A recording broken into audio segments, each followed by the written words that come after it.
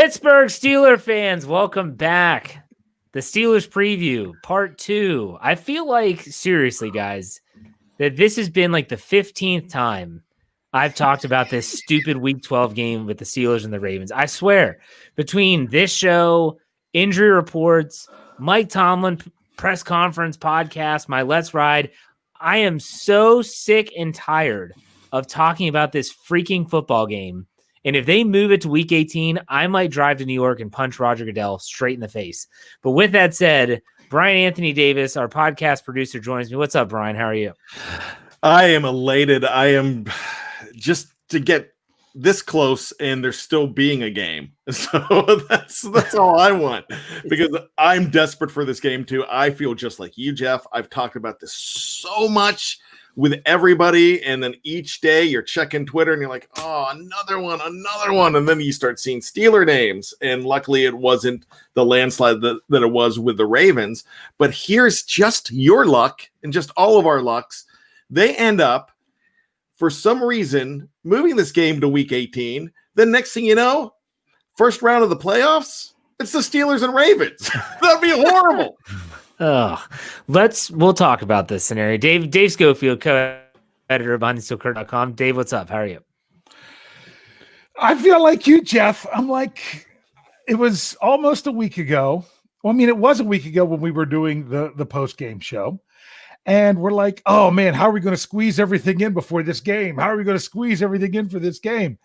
Now we still got 2 more days to go for it. It's just, It's crazy. It is now a longer time between from when the game was supposed to be played to when it's hopefully still scheduled to be played than it was from the last game to when it was supposed to play. You know what I'm saying? They only had the 4 days. Now we're going on 5 extra days. I'm happy that the team got 3 days off. That's nice. But for some reason today, I actually have the feeling that this is going to happen Tuesday. For the longest time, I wasn't sure. But now I'm getting the feeling, I mean, especially watching the poor Denver Broncos today, that I have a feeling that this is going to happen. I think that they feel that it's contained enough that it's going to happen. Well, and the NFL did make a statement Sunday morning stating that they felt that they had a feeling that the outbreak that took place within the organization is going to kind of be curtailed a little bit. They said that any other extra positives or other outbreaks of any kind would be from the community spread, meaning that a player brought that in on his own, not from the initial case, which was a strength and conditioning coach who must have been positive but hadn't tested positive, was had symptoms, did not tell anyone, wasn't wearing a mask, did not wear his contact tracer. He basically had the trifecta of things not to do when it comes to the NFL protocol, and he just said, caution into the wind, and now here we are. I don't even know what's crazier, the fact that the Steelers have been the team that has been impacted by both of these two teams, the Titans and the Ravens, that have completely had it's really, let's be honest. Can you guys think there's been no other outbreaks like this other than Tennessee and what we're experiencing now with Baltimore, right? Am I forgetting an outbreak like this? I mean, there were games moved, but I don't know that it was such a big outbreak. Like even in New England, I don't think it was it was New England where they played on a Tuesday. No. It was Kansas City and Buffalo played on a Tuesday. Yeah. Well, I thought it was a Tuesday. Or did they move the Monday night? I don't know. That was Tennessee and Buffalo played on a Tuesday. Okay. That was still because of Tennessee. Okay. So, yeah, they've been caught up in the worst of them. This is ridiculous. But you know what the funny thing is a couple things that I want to get off my chest here. First and foremost, Steeler fans that are complaining about the mini bye, you can't say anything. The Steelers got the mini bye. It's just not when it was scheduled. Okay. So it would be great to get the Ravens game out of the way, get a little breather, then you prepare for the next game. They're just having that rest prior to the Ravens game. So they got their break. And you heard Cam Hayward, who spoke on Sunday with the media, said he feels great. He said he feels refreshed. He's energized. He said that little break was just what they needed, especially after having their bye week moved to week 4. But also, the Steelers, in my opinion, are the example of the fact that, let's be honest here, guys, the Pittsburgh Steelers are an example of, there's going to be positive cases, period. There's going to be positive cases. You just have to follow the protocol to the point where it doesn't become an outbreak. So Stephon Tuitt, James Conner, Isaiah Buggs, and Gerald Hawkins join Kevin Dotson, who still is on the COVID list. No new positives today from the Pittsburgh Steelers. Mike Tomlin said that when he spoke with the media Sunday after practice. Guys, what do you think went wrong in Baltimore? Do you really think this came down to one coach that was just like, who cares, and just did whatever he wanted? Dave, we'll start with you. Okay.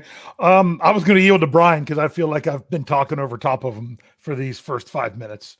But all I was going to say was I can't wait for the 30 for 30. I said that to some of the staff at some point. There's going to be a 30 for 30 in a couple years about what's going on.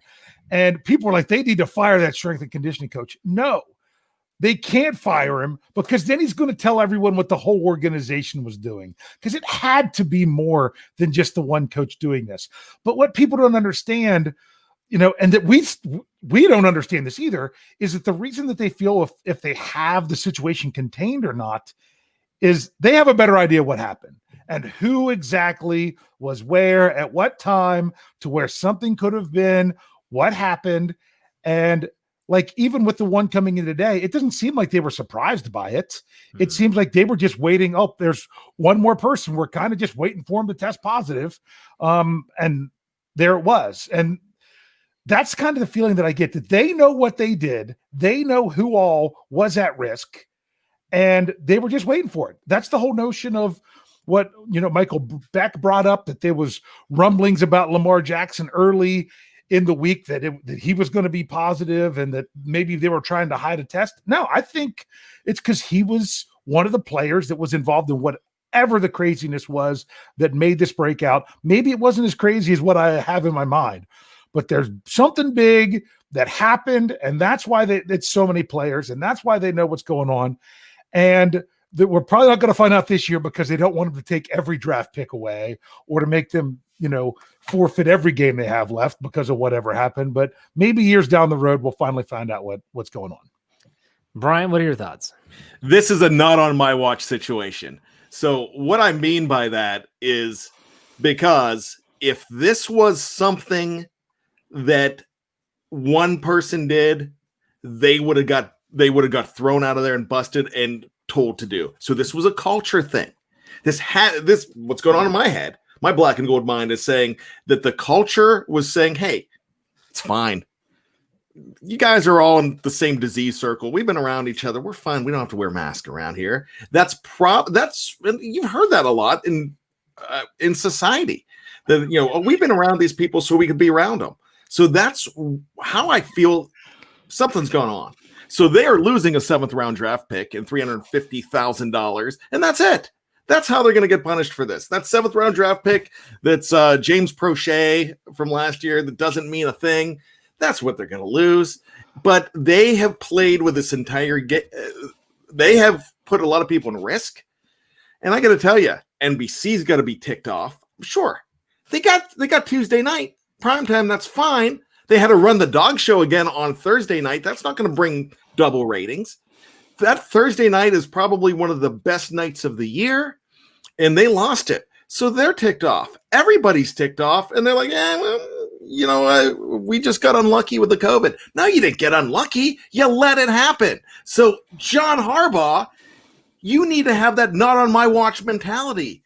You're the watchman. You're responsible. You let this happen. So once again, you're a Wang.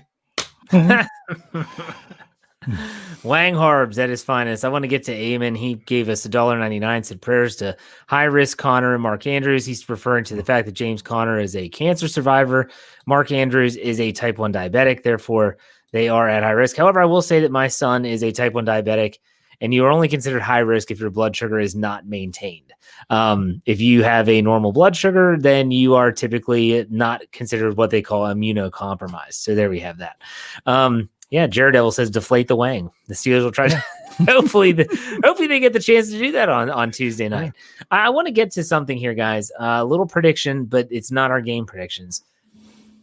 If the game is not played Tuesday night, the NFL does what? Bryan, I'll give you the chance to start first. So in your opinion, if the game is not played on Tuesday night, the NFL does what? Wow, I've been playing this in my head, trying to figure it out. I think really what I think they do is just they scrap this game altogether and they go to 8 teams. I don't see them adding a week 18. All right. Hey, that's fine. Dave, what do you think? Okay. I'm going to give a Dave answer eventually. Okay. But before I give the Dave answer, we have to remember what the NFL said. They said they will go to 8 playoff teams if there are a high quantity of games that have to be made up at the end of the season. They didn't say that they would do it for just one game, that they would go to 8 playoff teams per conference. So people keep saying as soon as there's a week 18 that's happening. That is not what the NFL said. If you go back and look at that. So that's one. Now it's time for my Dave answer.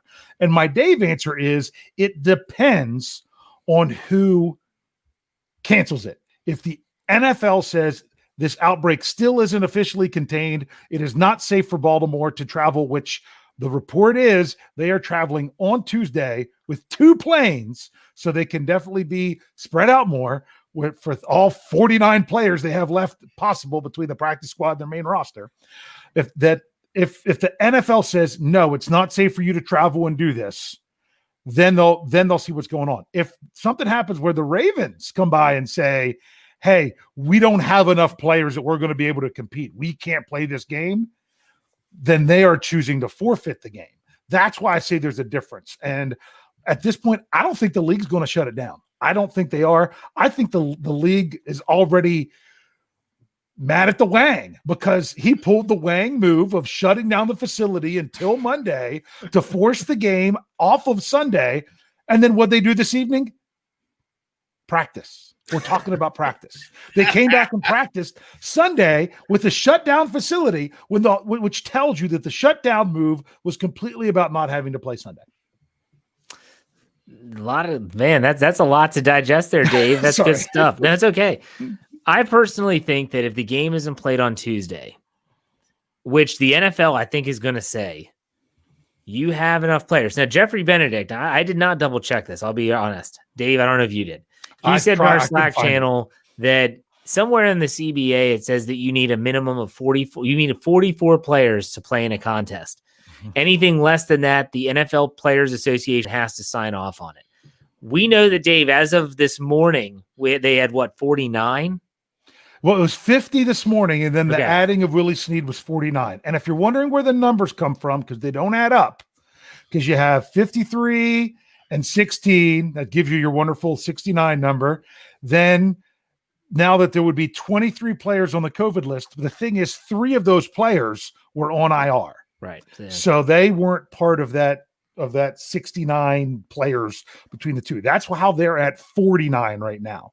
So I did an article behind the steelcurtain.com, your one-stop shop for all things Pittsburgh Steelers, where you could go check it out, where I listed out what players they have available and by position.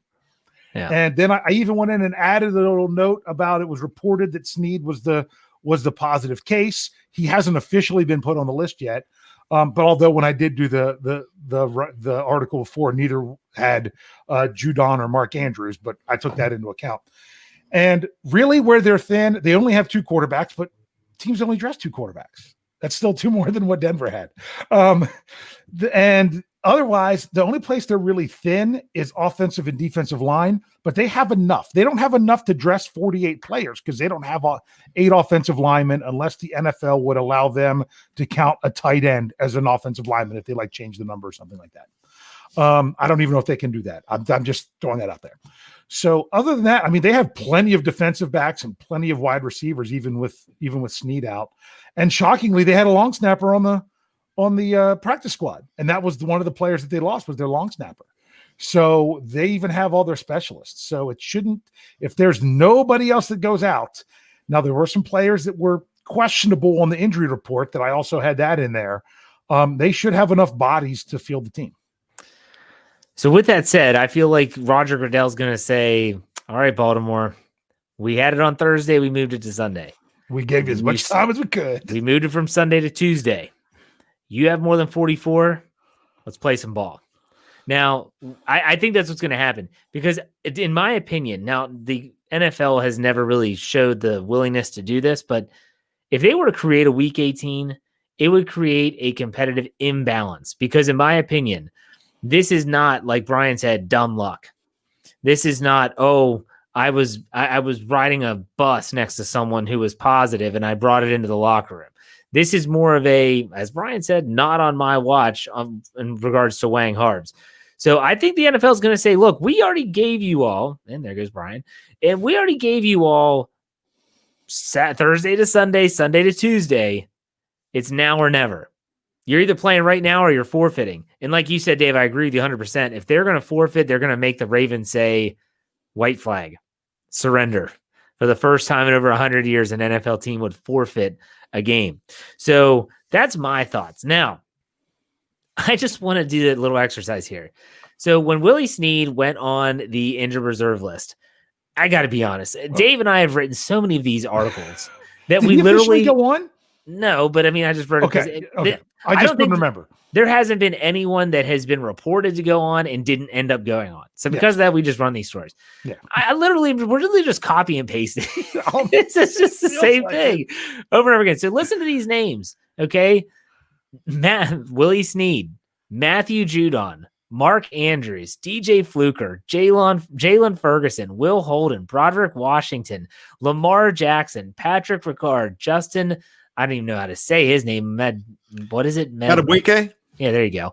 Long snapper Morgan Cox, Calais Campbell, Mark Ingram, J.K. Dobbins, Brandon Williams, who could potentially play on Tuesday because he was a high-risk contact, but he was also hurt prior to the game, so we don't know about that. Pernell McPhee, Matt Skura, Patrick McCarry, Jihad Ward, and Trace McSorley, a backup quarterback.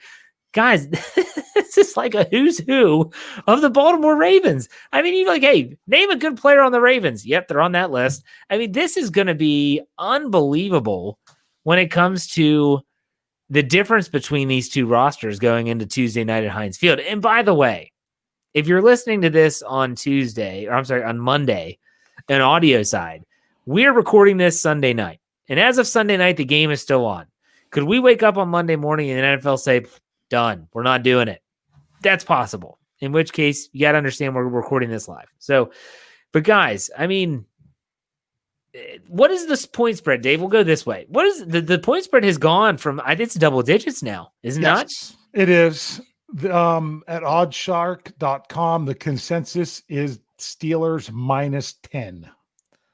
-10. And that went from 4.5. That was, around 4 or 4.5. All the way up to 10. There.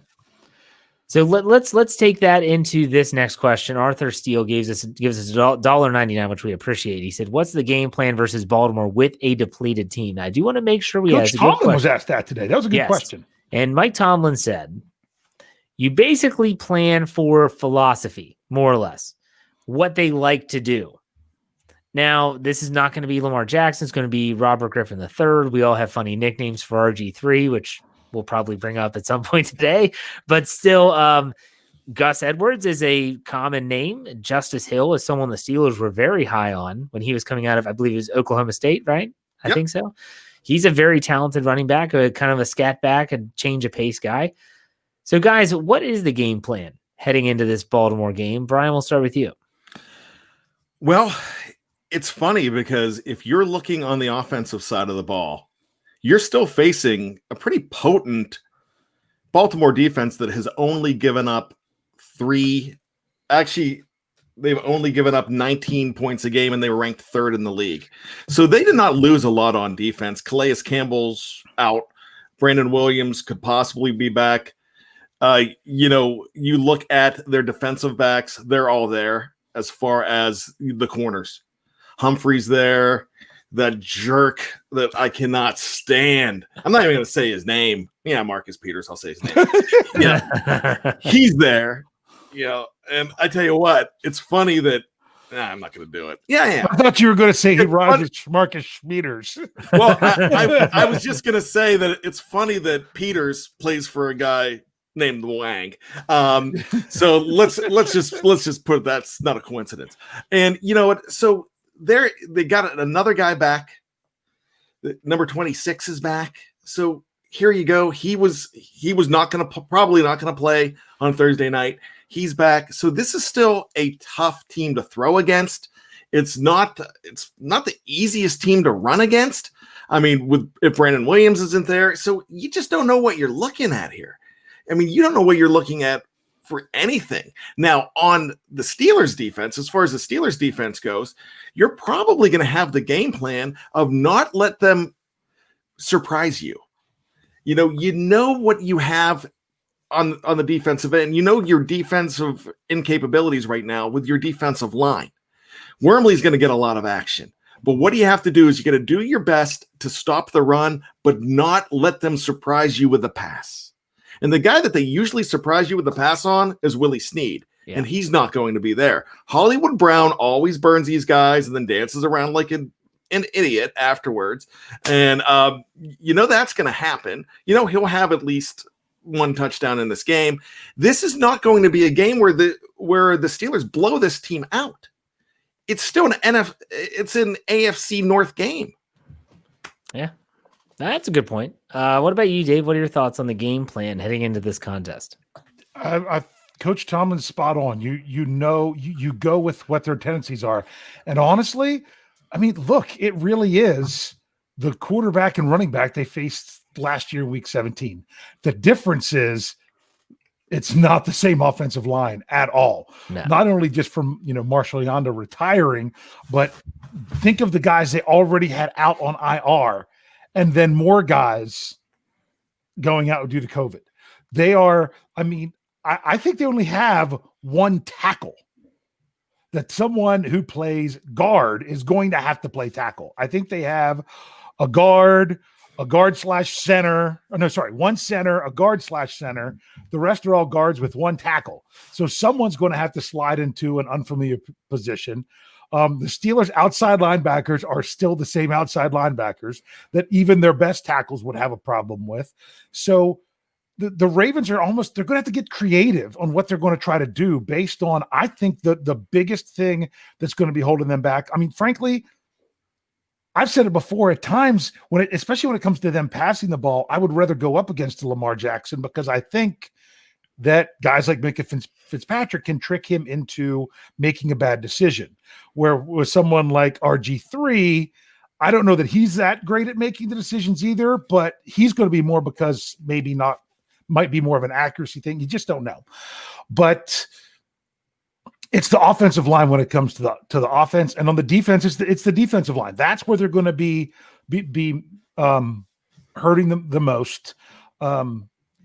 I would still say they're more in trouble there than what they would be at quarterback and running back. You've just got to go in. You can't take this lightly. You can't think that, this is going to be different. You've still got to hate that team in purple as much, if not more, than you always have. I don't think that they're going to overlook this team at all. The Steelers are 10-0, and so right now they just watched the Kansas City Chiefs. They're keeping pace. We'll put it that way. So if they're still striving to take care of their own business, you can't overlook anyone, let alone the Baltimore Ravens. My gosh, this isn't a situation where the next opponent is someone that's going to take attention away from their current opponent. No, there's no one trumps the Ravens when it comes to the Pittsburgh Steelers in terms of attention. They'll have their attention. And if I am Mike Tomlin, I'm showing that Week 17 game from 2019, not just because, hey, here's what RG3 did and Gus Edwards. I want to remind them what it felt like to have these leftovers, a little Thanksgiving theme for you, as they rested everyone because they'd already locked up the number 1 seed, run all over you. Because that's what happened. To me, I didn't expect Devlin Hodges to go in and win that game at M&T last season. What was disheartening was the fact that they ran right down the Steelers' throat over and over again. And I'd show them that film and say, let's remember this. Mr. and Mrs. Steelers gave us $5. Mrs. and Mr. Mrs. and Mr. I'm sorry. Who do you think is coming into this game with a larger chip on their shoulder? It may be obvious to us, but this is Wang's squad. So who comes in with a larger chip? Old Wang's crew, or are we talking about the Steelers? We'll go with Dave first. That's a good question because I think they both will. I mean, both coaches They aren't long tenured coaches in the NFL for nothing. They both know how to spin stuff and motivate their team. I know Coach Tomlin says all the time that these are professionals. They don't need extra motivation, but you know what? They do. And this is a team that now has to deal with this for the Steelers, but this is also a Ravens squad that could look at, hey, the odds are stacked against us. We're going to go in there and shock the world. So that's a good question. I'm curious what you guys think. I'm going to say probably Baltimore. Okay, Baltimore. Very good. Slightly. All right, Brian, what do you think? Dave's right. The narrative is going to be different in each locker room. Mike Tomlin's going to be, look, they've inconvenienced us. They're running. They're ducking us. That's what he's going to say to his team. But you cannot take this team lightly. On the other side, exactly what Dave said. Harbaugh is going to tell his team, look, no one says that we even belong here. You guys are – it's going to be like Shane Falco. He's going to do a Shane Falco. It's like, nobody believes in us. And you guys aren't even supposed to be here. Look, you were washing dishes last week. You weren't expected to be here. You were on the practice squad. Half our team is on the COVID list. Now go out and show you who the Baltimore Ravens are. That's exactly what he's going to do. And I have no doubt that, I say a lot of things about the man. Personally, I don't like him, but I think he's a fantastic coach. And I bet you, I've never been in the locker room, I bet you he's an amazing motivator as well. So I got to tell you, I think each locker room is going to come out with their own story, and it's who can execute and who can believe it more, who could drink that Kool-Aid, and whose side does it taste better on. Yeah, it's tough to argue with what you said, Brian.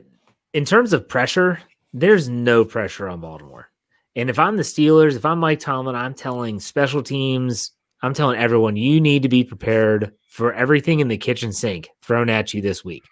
They're going to play with desperation. And as a former coach, like I said, it was just high school and it wasn't even football. But when you played a team that had nothing to lose, it was one of the most dangerous propositions for your team, no matter how good they were, because that team was going to do whatever it takes, including cheap shots, including trick plays, including fake punts. They need to be ready for everything. The pressure is going to be on Pittsburgh. No one thinks that the Ravens can win this game. No one.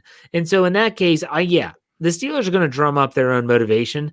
But in terms of pressure, it's all on Pittsburgh because no one is expecting the Ravens with all those players out to go into Pittsburgh and win. Can they win? Yeah, it's the National Football League. And as we just talked about, Robert Griffin III has starting experience. Gus Edwards has run all over Pittsburgh before.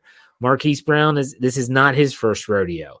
And you look on the defensive side with Marcus Peters and Marlon Humphrey and the crew that they have. Yeah, they're missing some pass rushers, which I think is the biggest deal. With Matthew Judon out and Ward out, they really are.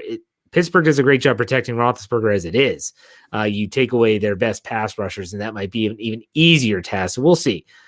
All right, we're going to take a quick break. When we come out of this break, first and foremost, if you're on YouTube, we're not going anywhere. But if you're on the podcast side, you're going to go to part 2. We're going to dive deeper into the X's and O's of this. We're going to maybe re-up our predictions and see if did anything change in the last, however many days, almost 7 days since we last talked about this game. We'll talk about that and more coming right after this break. Stay tuned.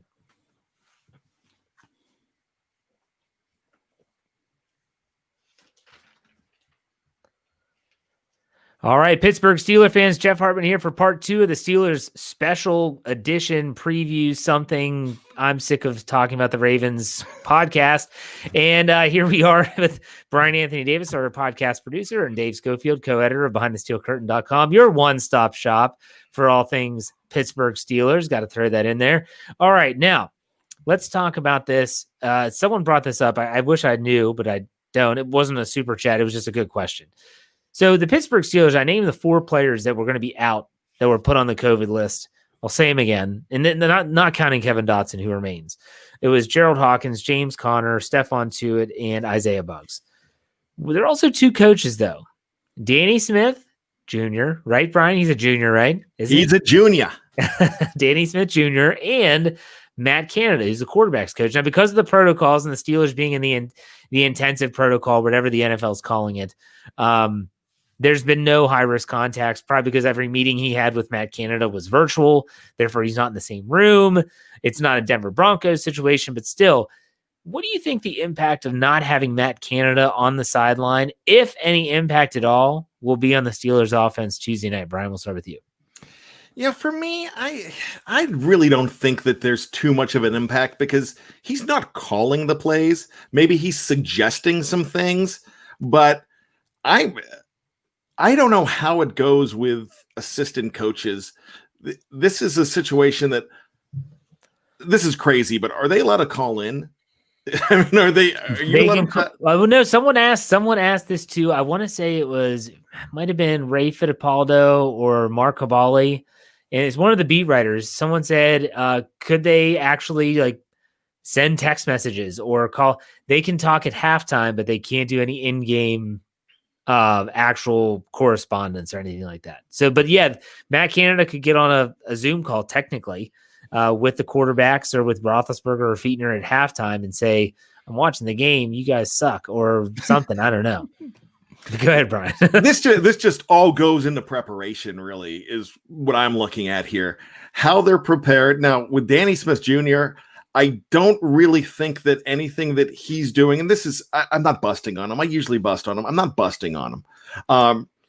So really, in game, I don't see him making too many as far as adjustments go. So I really, and he's got assistants. There's people to help out on that. Remember, Randy's still your offensive coordinator, possibly. Ben is still your offensive coordinator, definitely. So what Canada's absence is making suggestions, but he's not designing plays in the middle of the game. He's probably doing more damage on a Wednesday, Thursday, or a Friday designing some schemes. Dave, what are your thoughts on Matt Canada not being there? Well, as somebody who was a head coach of a lower down program in a high school program, therefore I was an assistant coach during varsity games and things like that. You're just constantly looking and seeing if sometimes your job is to just see one thing specifically and break something down. And it might not even be something else specifically with what you were normally assigned as being like the quarterback's coach, is that if you can see something and bring it up and say, hey, we can exploit this. The more it's funny because you want enough sets of eyes on those kind of things, but you also don't want too many cooks in the kitchen. So missing an assistant or two isn't the end of the world, probably, because you don't want to have too much. But at the same time, there might be something that what they would normally see or normally break down. Who knows the last time they played the Ravens, whose idea it was to spread them out and go wide and run the draw them up plays in the dirt. Was that Ben? Was that Randy Land? Was that Canada? We don't know. So could there be a little bit of something? Yeah, but I don't think it's knowing about it now and being able to adjust going in. That's just how it is. And that's 2020 NFL football, and luckily the Steelers don't have to make nearly as many adjustments as what their opponents do. Yeah, I don't think it's going to be that big of an impact. I think that what he brings to the team is probably something that can be done virtually anyways. Game plan. Talking about, okay, it's going to be up to Randy and Ben Roethlisberger to absolutely get that stuff done. All right, let's talk. We talked about a little bit about the change in the Vegas line, which is now Steelers giving 10 points. I have my old prediction here. Guys, do you know what yours were? Brian, do you know what yours was? I know Dave wrote his down. I never write mine down, and I did on Thursday. Oh, nice. Or Wednesday or Tuesday. When was that? When did it was Tuesday of last week. Tuesday, and I wrote mine down. So I have no idea. It was like 26-20. It was they covered the spread, but I don't think it was by much. Okay, so now the question is, knowing what we know now, the players that are out for both teams, has your prediction changed? If so, what is your new prediction? And we'll talk about, covering and all that when you do that. So, Brian, we'll start with you. Has your prediction changed? And if so, how? It's changed a little bit. I expect the Steelers to win by a little bit more. But look, I think the Ravens are still scary in this game. I could see it getting a little crazy in the first half, but I just don't think with the offensive line and anybody protecting that running game, and the fact that Lamar Jackson isn't there to kind of confuse you in the running game. That because Gus Edwards is there, Justice Hill is there, but the problem is they're not on an island, and there's not a threat for a handoff to them and Lamar Jackson running around the side. Of course, RG3 can do that, and I understand that, but not as dynamically as Lamar can. So the reason I'm bringing all of this up is I'm thinking the Steelers still win this game 31-20, but 31-23, but I just don't think that it's going to be a walk in the park. Okay. What about you, Dave?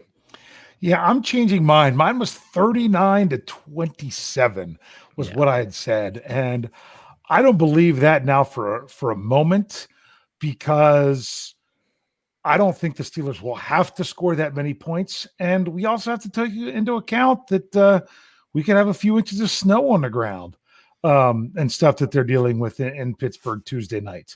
But, it's still the color rush uniforms. I'm just hoping. It's funny because a lot of times you gauge some stuff with the team based on fan excitement. And obviously the fan excitement for this has completely died down because of being strung along. I'm hoping that the team is not in the same boat, but I think it's going to be a lower scoring game now. I wouldn't be surprised to see some decent rushing totals for the Steelers, because they're going to get to a point in the game, hopefully, that they'll just line up to run and actually let their linemen block the guys down the field rather than just try to hold their position out of shotgun and things like that, and take advantage of that defensive line and those kind of things. So I'm going to drop mine down now to 27-13. Okay. All right. Very good. I too had a very high scoring game scheduled for on Thanksgiving night. The Steelers winning 33-24. I'm going to dial that back as well on both ends, just a little bit. I'm going to have Pittsburgh winning this game on Tuesday night, 30-17. 30-17. Again, I think that I think Pittsburgh's going to move the ball. I think they're going to be able to run the ball. And we're going to talk about that running game here in a second, but I think that ultimately Pittsburgh is going to do enough to win against this banged up and depleted Ravens crew. Now, I want to talk about the players for the Steelers that are going to be out this Tuesday. But before we get that, Arthur Steele gave us $1.99 again. Thank you very much. He said, who has a better showing for the Steelers in Week 12, the offense or the defense? Bryan, we'll start with you. That is so hard to tell. If they do catch the Steelers with their pants down on defense, which I just don't expect them to do, the offense could really have a better game. But I'm betting on the defense here. If I'm the defensive coordinator, I'm just rushing the heck out of Watt and Dupree and let them just like backyard football. Just go after the quarterback. Don't count to three. Just blitz. Okay, Dave, who has a better showing? The whole thing with me and changing my answer for the score was about tone and the tone of the game. Is the tone going to be an offensive game or a defensive game? Just all around. And I thought last Thursday was going to be an offensive game for both teams. Now I do feel that it's going to be more of a defensive game. I do. And I think the Steelers defense is going to have a very good showing. The only reason I picked 13 points was because I'm afraid that they're going to get something at some point, but I could see this defense doing like they've done. I mean, the Steelers have only given up 13 points total in the last two games. So I think this defense is really the driving force of everything going on with this team. And I just have a feeling in this game, the way it goes is the defense drives it and the offense just tries to do enough to hold on to secure the win. Yeah, I think this is a game where the Steelers want to establish a run. They want to get a lead and just kind of, if it's ugly and it's a low-scoring affair, they don't care. They just want to get the win and move on to the next game. let's talk about quickly the players that are out for Pittsburgh. So let's leave Dotson out of it because he's been on the list for a while. So we're talking. Can I ask you a quick question? Sure. Is there a possibility he could come back?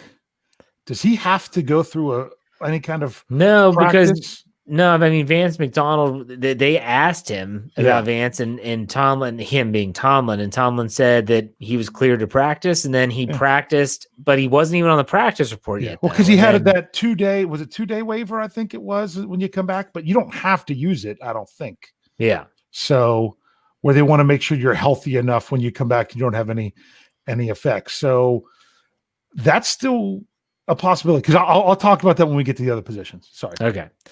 So leaving Dotson off the list, you look at, Hawkins, Connor, Tuitt, and Bugs. So it really comes down to Tuitt and Connor. Who's the biggest loss for the Steelers when you're looking at depth, when you're looking at what they're going to want to do on Tuesday night?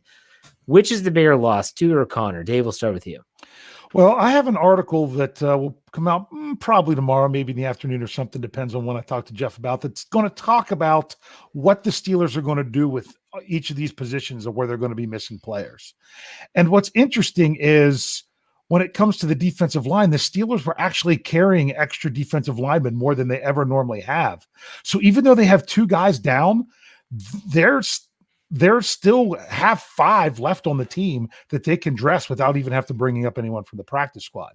So I honestly think that Tuitt is the bigger loss, but I also think that they have more of an opportunity to overcome Tuitt's loss based on the depth of that position. If you know, it seems like I didn't really answer the question, but do you understand what I'm saying?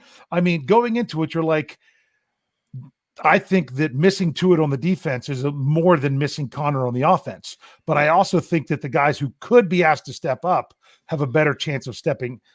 I have more confidence in them throughout the game, if that makes sense. Yeah. Bryan, what do you think? Tuitt or Connor? Who's the bigger loss?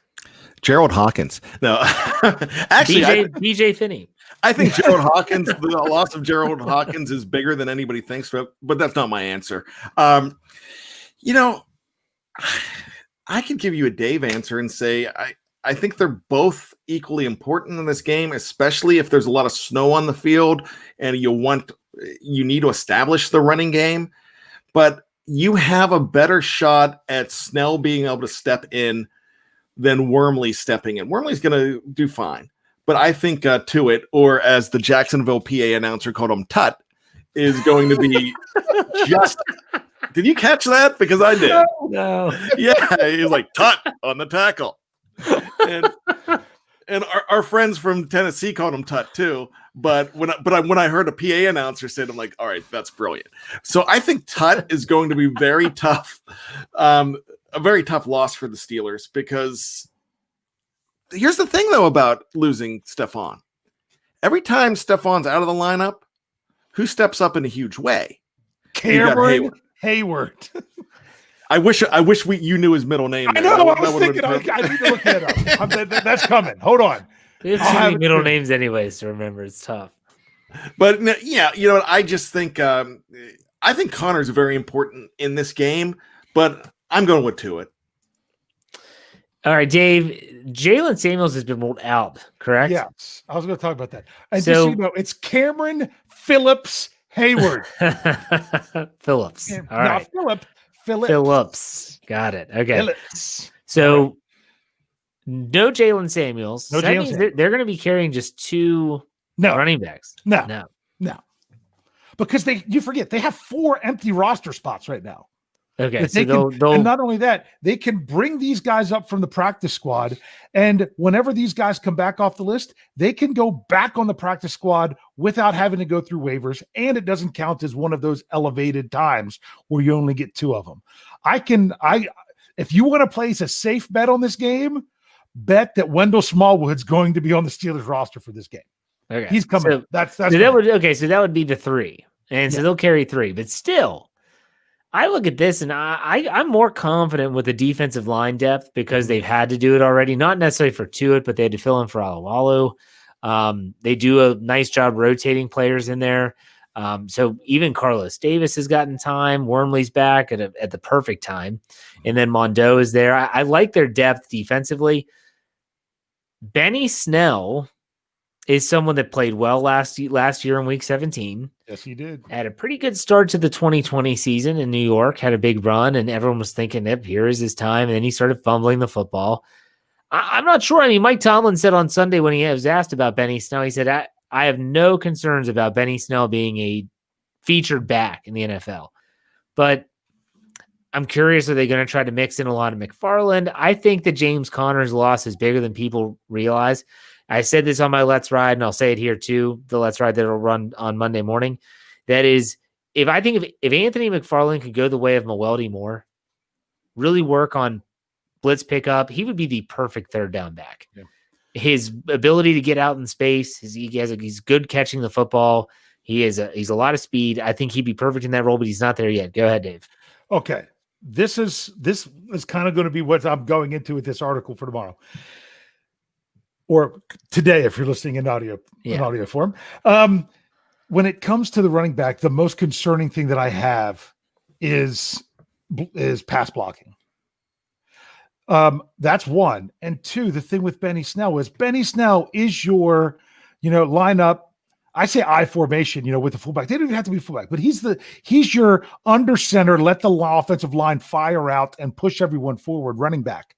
The problem is that's not the way they've been running the ball with Ben Roethlisberger. That's why you haven't seen as much Benny Snell, but that's the way they will run the ball. If they have a big lead, they're just trying to run out clock. And that's when Benny Snell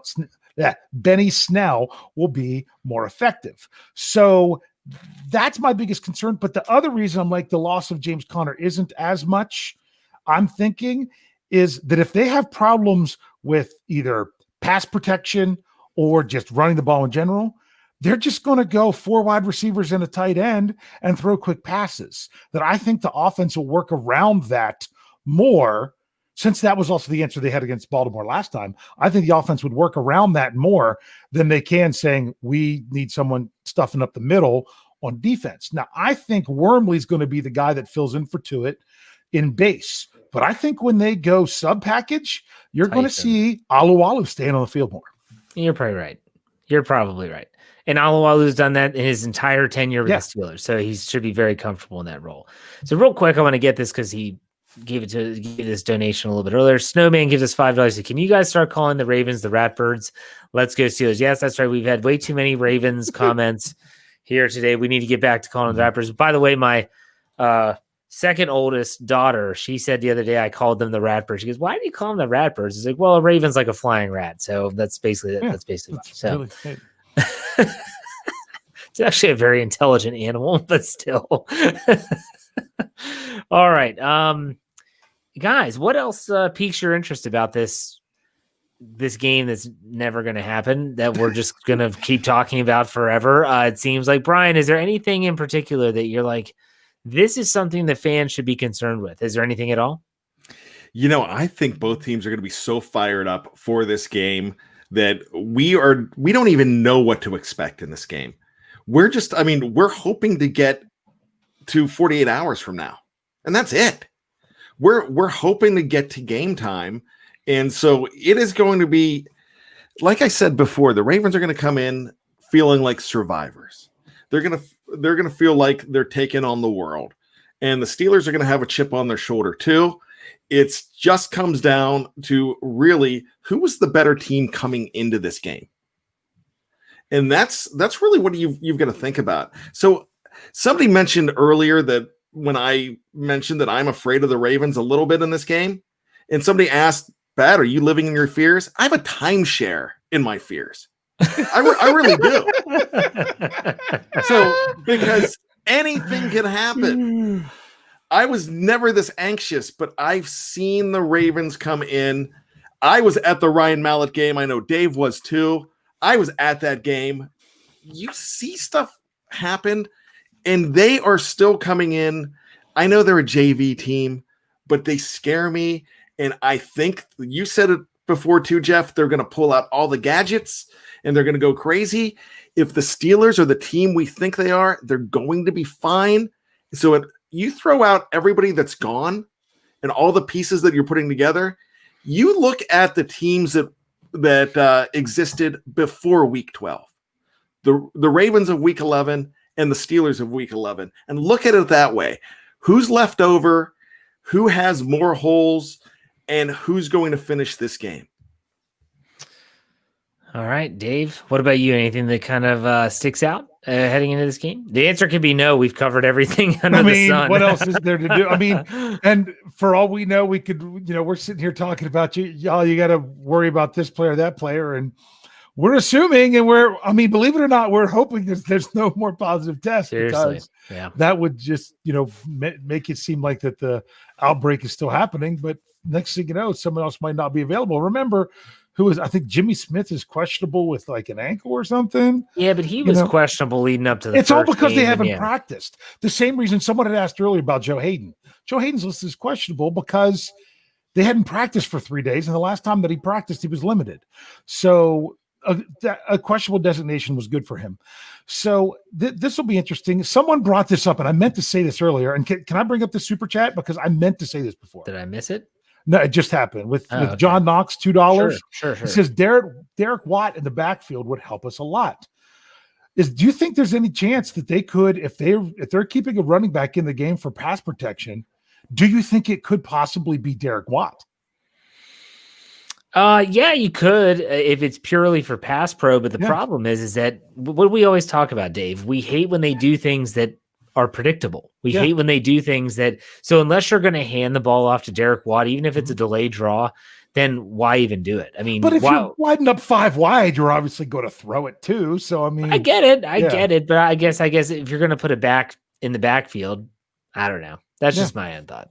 Who knows? So, I'll say that. But we have like 10 minutes left in the show. And so I put in this live chat questions. I didn't know if you wanted trivia.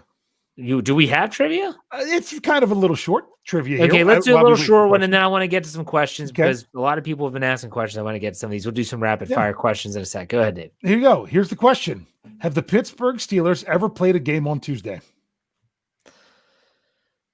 I'm going to say no. I'm going to say pre-merger. Yeah. How about 1945, September 25th, 1945, where they played, hold on, I got to bring this up here because they played the Boston/Brooklyn Yanks/Tigers because it was 1945. This was the year after they were, I think it was Card Pit was 44, right, Bryan? Yep. So this was the next year. Now, it didn't turn out well for the Steelers. It was the first game of the season. They lost 28-7, but there's going to be some things that the Steelers are going to be able to do for the first time ever in a game played on a Tuesday. One is get a victory. Okay. One is rush for more than 22 yards. Okay. Because that's all the rushing yards they had in that game. Another would be for pass for more than 113 yards. Another one would be to throw less than 6 interceptions. Or even better, to have, well, no, because they didn't lose any of them. They did have 4 fumbles. They just didn't lose them. So they had 6 turnovers in the game. So these are some things that the Steelers will now have a chance to do. Shockingly, they actually had more first downs in that game than their opponent. But when you have 6 interceptions, that'll kind of do that. So they could really set some records on a Tuesday. So make sure we realize if they hit that 23rd rushing yard against the Ravens, that we're all putting that out there on Twitter that they've now rushed for the most yards ever from a Pittsburgh Steelers team on a Tuesday. And that Dick Shiner, he was something else back then. I was going to actually ask you who the quarterback was, but it was like Willie Shakespeare. No, it was like Toyami Toimi Toyami Jarvie. Oh, I'm a big Jarvie fan. Go Tuts. Yeah, he had a 60-yard touchdown pass to John Lucente. I got to tell you, 1945, 2020, apples, oranges, they taste the same. I just thought this wasn't as much true as it was just fun facts. There you go. Dick Shiner was 1969, Jeff. I was gonna say. I know that. I mean, but at the same time, if anytime it's before like the 70s, it's always Dick Shiner. Okay. Was Dick Shiner even born when this happened? I don't know. I don't know. Probably not. Kathy Ford gives us $5. She says, "Dear Santa Sco, I've been very good. Fingers crossed. I'd love a guest visit from the hater." Huh. Santa's go. We'll see what you can do. Santa's go. We'll see. I like that, by the way. Hey, I'm not the PP. I'm not the podcast producer. Yeah, that's up to the the podcast. it's up to the big PP there. Yeah. All right, y'all ready for some questions and answers? We haven't done this in a while. We Let's haven't do had it. time. All right, rapid fire. We're always going to go Bryan, then Dave, just so you know. Yes. All right, so Mrs. and Mr. Steeler, are we going to play, Bryan? Yes. Dave? Yes, Two thumbs up. I agree too. All right, who poses the bigger threat to the front seven, Gus Edwards or RG3, Robert Griffin III? Go, Bryan. That's Robert sniffing the turd, It's right? sniffing the turd. All right, you got between you and the super chat. I'm completely off track, and I'm going to tell you Seattle's 2 losses. Now, what was the question about RG3? Who poses the bigger threat to our front seven, Gus Edwards or RG3? Gus Edwards. Gus Dave? Edwards. I agree. It's Gus Edwards. Here, Nathaniel says, who has the best hair out of the 3 of you? Well, are we talking about hair on your head, hair on your face? I mean, I don't have much up top, so I'd have to say Bryan, right? I mean, I'd have to say Bryan. I won't even take my hat off for the show. It's the only genetic lottery I'm ever going to win. Almost 50, and I've got a full head of hair. My, heredity was good to me there. Nowhere else. I will tell you this: if we're talking in general, I am the exact opposite of my brother. My brother has he won that genetic lottery. I guess I got more of the athleticism and overall physical prowess. Well, he got good hair in his mid-40s. All right, very good. Next question. What role will Derek Watt play on Tuesday night, Bryan? He's going to score a touchdown. Really? Whoa! That's a bold prediction. That might be your bold. We already did bold predictions, but anyways, Dave. Yeah, there you go. Special teams ace. Okay. I think they're going to use him. That's all they use him for. I think you're going to see him more as a fullback, that's more of a traditional fullback this game than you have since he's been brought into Pittsburgh, period. So we'll see. And then we also did talk about how, Derek Watt could potentially, like you said, Dave, maybe they're going to use him in different ways with James Conner being out. There you go. Mm-hmm. All right, next question. Would no huddle help against a depleted Ratbird defense? Bryan. Yeah, I think so. I think so too, Dave. Yeah. All right. Snowman, was Joe Hayden in a minor accident this week? Yes. Believe it or not, I didn't write this story for the website. I probably should have. Or one of us should have. There was just so much going on at the time. There was a lot going on. Yes, he was in an accident. He did post a video of his vehicle and the other vehicle there. It didn't look great, but at the same time, yes, he was. Bryan, we'll let you talk about that in any way, shape, or form. I don't know too much about it. I know it was just minor and not a big deal. Nothing to worry about. Okay, but Dave? Damage was done to the vehicles, not to the people, from what I understand. And if I do recall, I didn't see any airbag deployment. I could be wrong. I just didn't notice it. So, I wasn't looking that hard, to be honest with you. Oh, Mike Beck chimes in with Derek Watt has good hands. I just want the Steelers to use him more. I'll die on this hill. He has a jersey, so he has to. I get it. Yeah. Super Steelers says, were they called the Steelers in 1945? I guess the question is, how long were they the Pirates until they were the Steelers in 45? 33-39, they were the Pirates. All right. Nathaniel's been asking this question. I've seen it during the preview, literally like the last 4 or 5 shows. He said, when will the after party be brought back? That's a question for the PP. You know what? We were actually going to bring back the after party today before all of the shenanigans. This was going to be an after party type show on Sunday, but when the game started getting moved, we couldn't do it. But yeah, it'll come back maybe off season. Off season, I think, yeah. For those that don't know, the after party we would do a separate podcast, and it would be so off the wall. I think maybe this time, since we're a little bit more technologically advanced, Bryan, we probably wouldn't have to start the show all the way over. No, we would just give a break and just know how to cut up the audio accordingly. Yeah, definitely. Because I'd love to do one before Christmas because I've got a lot to say about Baby It's Cold Outside, Santa Baby. You're just now catching up with cancel culture. It's been going on for years. Like they go back to these songs and they're like, "Oh, we got to cancel this song because it's from the 30s and they used to say a word that doesn't mean the same thing." I don't know. I want to go after the Santa Claus though. I want to go after that movie. My wife goes crazy when I go after that movie. Really? Yeah, he steals the kid. My gosh. It's his son. It's his son. It's not any kid. He's getting his son. But he steals them. He steals the kid. I mean, they're not expecting. They come out and they're like, "Hey, where's Charlie?" And he's gone. They're in the North Pole dancing around a Sharp Dressed Man by ZZ Top, and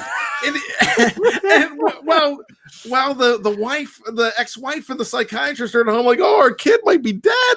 We're so sad, and for 30 days they're there. What's next? Are you going to be mad that Bruce Willis throws a dead body out of Nakatomi Plaza to get someone's attention? I mean, is that next? Oh, no, I mean, come on. This is what we're talking about. It's his son. That's just a bad social commentary on our time. And I never touched Nakatomi Plaza. In fact, very nice, Dave. I found my Nakatomi Christmas party T-shirt today. Nice. Hey, here's a question, and then we're kind of going into after party segment. If anyone ever says, "I love the movie Die Hard," you have to ask them one question, and you'll be able to tell right away if they actually know Die Hard or if they're just nothing but a fake and a phony. Say, why is Bruce Willis barefoot the entire movie? And you will be stunned how many people don't know that answer because they might have started watching it on TNT and they pick it up like right when the shots are fired and he's in the bathroom or the office area and then he's got to go into action. But why is he barefoot is the question. I know you all know it. Dave, you know it, right? I have never watched Die Hard. Oh, my. I've told you guys this how many times on the show. And the part of the reason I've never watched it is because I love being able to say the fact that I've never watched it. That's like me in Star Wars. Yep. Yeah.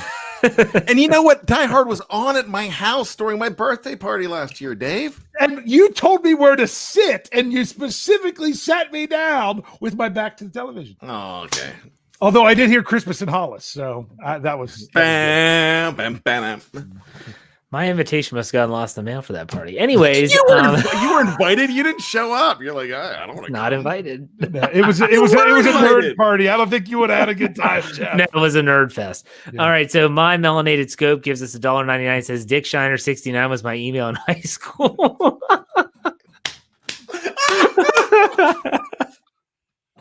Oh, here we go. I think we're getting back. Marcus Nash gives us $4.99. Says, "Love the show, guys. Do you think the Steelers open up the offense and run the same scripted BS to start the game?" I think they run the same scripted BS, and then I think they open it up as they always do. Anyone disagree with that? I agree. Until they do something different, we have no reason to believe it, But once again, we know the definition of insanity is doing the same thing over and over again and expecting a different result. But that seems, I don't think anyone's explained. If we were to say that to Randy Fichtner in an interview, he would probably have no idea what we're talking about. He was, "No, really? You mean you don't just keep doing the same thing until?" Yeah. I love this. Brian O'Toole, I'll put it up there. He says, "It's not Christmas until Hans Gruber takes a header off of Nakatomi Plaza." Oh, so good. So good. All right. Anything? Let's do final thoughts. Let's do some final thoughts. Brian, we'll go with you first. This has been a crazy week for everybody. I mean, we have been on a roller coaster of emotion as far as being Pittsburgh Steelers fans, waiting for this game to happen. I still am not convinced it's going to happen, but I'm predicting that it's going to. The NFL at this point wants to make sure that this happens. It's going to be a very good ball game, a lot better than anybody expects. I expect the Steelers to win, but man, I've realized something this entire week. I've never had a bye this late in the season, and it felt like a bye because we didn't have it on Sunday. We're not going to have it on Monday night. I know it's just another day to wait. I realized how much I crave and am addicted to the black and gold. Dave, go ahead. Final thoughts. Well, Bryan said something about a bye, and so I have to correct something that I said last week, that not every team has had their bye so far in 2020, when I was thinking that they had. But the Tampa Bay Buccaneers and Carolina Panthers, it wasn't this week. Everyone played this week. They have a bye next week. Really? There's buys in week 13. When I got to week 12 and there was no more buys, I just thought, oh, the buys are done. No, they held them off for week 13. So it's interesting when it comes to this game, because for the longest time, and which is really, now I'm going to bust into Billy Joel. Sorry. Yeah, no, I can't something and for me, by the longest time, I mean the last 3 days, I've really felt that I was getting my hopes up thinking this game was going to happen on Tuesday. That it's just after what happened with Tennessee, I'm like, I keep thinking, oh, it's good. That I was going west. I was go west. I was the king of wishful thinking that it really wasn't going to happen. Now I actually do feel that it is, because I feel when the NFL comes out and says that they think that they have a handle on the situation, then I feel there's a handle on the situation. I don't see how there could have another outbreak saying they haven't even been together until this evening, meaning the Baltimore Ravens. So let's get it done. Let's get it done. Let's get to 11-0. Let's eliminate the Ravens from the AFC North. And then the Steelers would only need one more victory to lock in a postseason berth. And then it's just from there, it's just we'll go higher and higher. First, let's get the postseason, then let's get the North, then let's get the number 1 seed. But let's just go one at a time. And the very first one is knock the Ravens out of the AFC North by winning this game on Tuesday. I just hope that well, let me just say this. I'm so sick of talking about the Baltimore Ravens. I hate that team. I hate everything about them. I'm so sick of talking about them. The freaking Ratbirds, get out of here. Like, seriously, go to Heinz Field on Tuesday. We'll whoop up on you. You send you back with your tails between your legs. RG3 won't be dancing in the end zone like he was last season. I think there's retribution coming. I'm going to be a complete sellout and say, make sure you check out my Let's Ride podcast on Monday morning, where I somehow tie in Ryan Mallett to a groundhog that lived underneath my gazebo in the backyard. Oh, you got to tune in to find the out. ultimate tease. I'm in. That's something I'd talk about. My gosh, I'm rubbing off on you. All right. So with that said, thank you all. I hope you all had a great weekend. I hope that your Monday's off to a good start. If you're listening to us on audio, make sure wherever you get your podcast, you tune in, search Steelers Behind the Steel Curtain, subscribe so you don't miss a thing. And as always, BehindTheSteelCurtain.com should be your one-stop shop for all things Pittsburgh Steelers. Dave, why don't you send us out? Hey. That's it. See you.